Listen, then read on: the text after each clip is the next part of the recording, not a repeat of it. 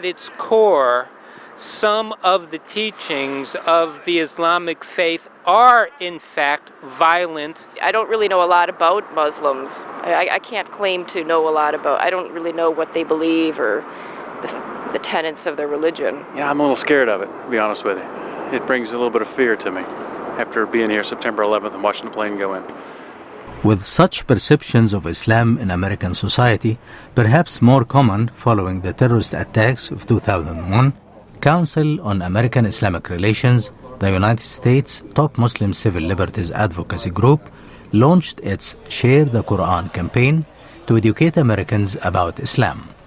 The group hopes to achieve that goal by handing out 100,000 free copies of Islam's holy book to the country's elected officials and influential opinion shapers. There must be a sustained effort to listen to each other, to learn from each other, to respect one another, and to seek common ground. As the Holy Quran tells us, be conscious of God and speak always the truth. When U.S. President Barack Obama quoted from the Quran in his speech to the Muslim world from Cairo in June, Muslim American leaders saw it as an opportunity to raise the Holy Book's profile in a country where its teachings are unknown or misunderstood.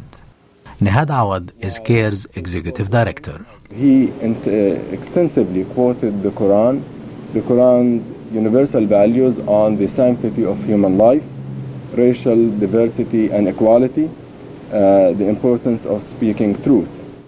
One of the group's stated objectives is to reach out to local elected and public officials, media professionals, and other leaders who shape public opinion or determine policy. Nihad Awad says sharing the Quran with them will give them a better understanding of Islam based on the Quran and not on sensationalized media stories. And we would like people to see for themselves that the values of the Quran, the clear instructions and revelations in the Quran honor life and celebrate contribution and interfaith relations, peace and productivity, hard work, and belief in God. Share the Quran is a long-term initiative, and American Muslims have been asked to sponsor the distribution of the Qurans, which include Arabic and English texts and English commentary to their local officials. An exhibit on the forgotten roots of Muslims in America is another approach Muslim Americans hope to use to educate Americans. So you see some of the early Melungeons and their stories. Amir Nashid is an American Muslim researcher who is touring the United States with his exhibit, hoping to educate Americans about the history of Muslims in America since the 1700s. It would help let them know that, look, we're part of the American fabric. We've been here. This is documented. That we didn't write. Y'all wrote. This is in their libraries, their historical societies, their cemeteries.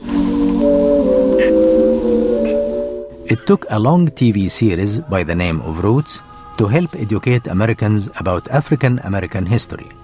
The Forgotten Roots exhibit is drawing from the same experience, targeting non-Muslim Americans like Janine Harrington. From what I see is a very informative information here. I learned that there's so much history with the Muslims in America from way back in time that I had no idea. The holy month of Ramadan provides Muslim Americans with a renewed opportunity to educate their non-Muslim fellow citizens about Islam. Mohamed Elshinnawi, VOA News, Washington.